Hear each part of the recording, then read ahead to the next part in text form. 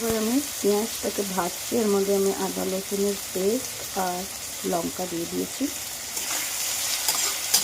আর নুনও দিয়ে দিয়েছি।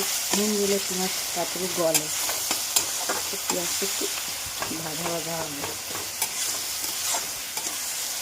পেঁয়াজটা একটু গলবে। যে পেঁয়াজটা গলবে ওপরে আমি টমেটোটা দিয়ে দেবো।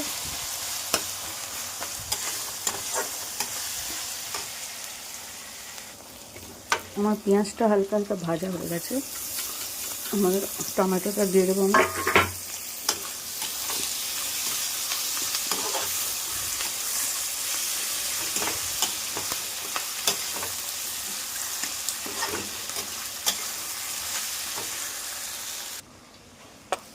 আমি শুকনো লঙ্কা, শুকনো মশলা দেওয়ার থেকে ভালো আমি এই বাটির মধ্যে হলুদ, জিরে গুঁড়ো, লাল লঙ্কা, নুন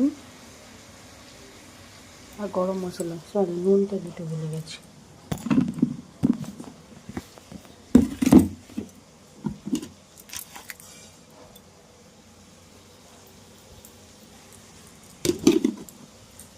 জল দিয়ে দেবো।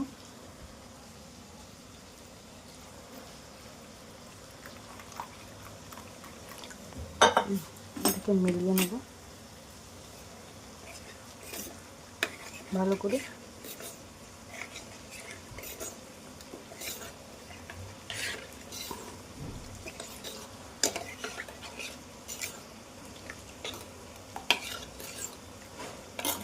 যেই আমার পেঁয়াজটা হয়ে যাবে ভালো মতন ভাজা ভাজা,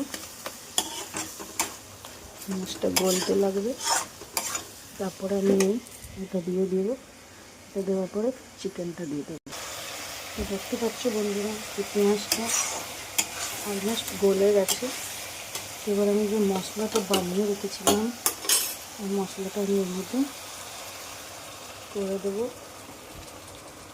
অ্যাড, তারপরে এটাকে খুব ভাবে এবার ভাজতে হবে।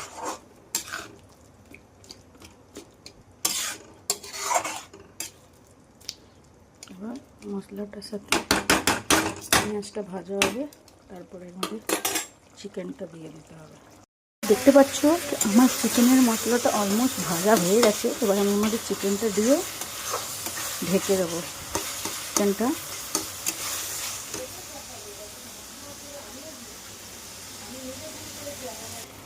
চিকেনটা দিয়ে দিলাম। এবার আমি এটাকে ভালো করে মিক্স করে এটাকে ঢেকে রেখে দেবো। তাহলে কী হবে, আমার চিকেনটা রেডি। ঢেকে দিলে পরে পেঁয়াজের জলটা দিয়ে চিকেনটা অলমোস্ট রেডি হয়ে যাবে। যা মশলাটা বানিয়েছিলাম সব মশলাটা যেন ভালো করে চিকেনের মধ্যে ঢুকে যায়।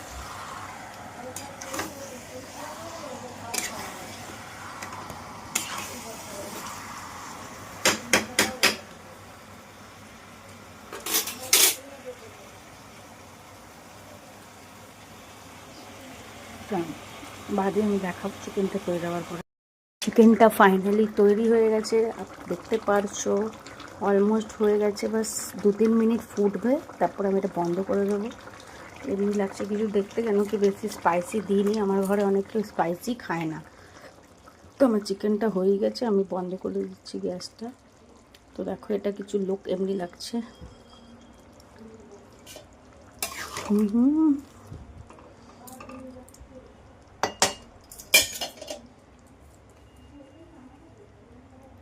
তো এটা লাগছে ফাইনালি আমার চিকেনটা তৈরি।